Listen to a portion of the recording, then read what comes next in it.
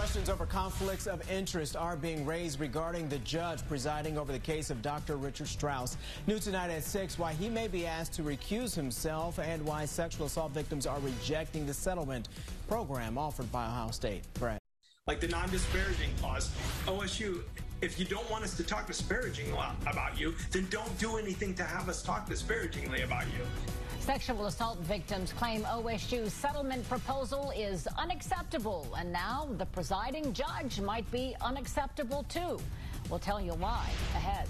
And up next, nearly 4 years in, the plaintiffs hit an unexpected roadblock in the Dr. Richard Strauss sex abuse case involving OSU.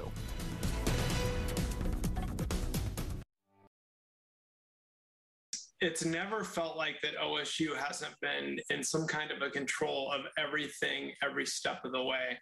Hundreds of sexual assault victims of former Ohio State University Dr. Richard Strauss say their decades-long wait for justice could be getting longer. Attorneys for more than 300 plaintiffs must decide by September 19th if they want District Court Judge Michael Watson to recuse himself. The judge disclosed at the outset that he is employed as a part-time law professor by Ohio State, but he failed to disclose that his wife, who owns the Flag Lady store, has a licensing agreement with the university, and there are new claims that that is a conflict of interest. During a hearing last week, the judge said his wife pays a royalty to the university, and he said neither my wife nor I have a financial interest in Ohio State University as defined by the Code of Conduct for United States judges. But he conceded there might be an appearance of impropriety. The judge also said the plaintiffs in this case have unquestionably been abused and taken advantage of by Dr. Strauss. All of this surfacing days after it was revealed just a few dozen of the hundreds of active plaintiffs accepted the university's latest settlement offer. All they've done from the start is tried to silence us, and in this agreement they tried to silence us.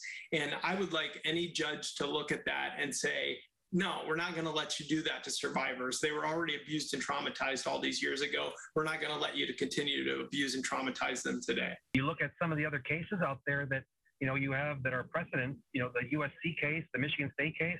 I mean, it looked like they had some fair people that were working, in their. For them. I mean, I just want someone to hear us. Mike Schick and Stephen Snyder-Hill are just two of hundreds of men, mostly OSU athletes, sexually abused by Team Dr. Richard Strauss over a 20-year period. Abuse documented in a study commissioned by the university and publicly acknowledged by then-President Drake at a board meeting nearly 4 years ago. I was the first person to come around the table. I was the first person he talked to was President Drake. We will not dismiss this. We will take care of this. We had the chairman of the board say that there were going to be a monetary settlement 3 years ago. President Drake and the board of trustees, as soon as we left that meeting within an hour, they filed to dismiss our case. And that legal case has been mired in mediation.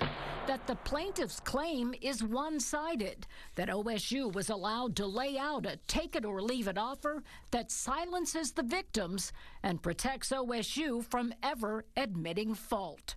Where's the accountability when you put a program out there that says we're going to deny any wrongdoing?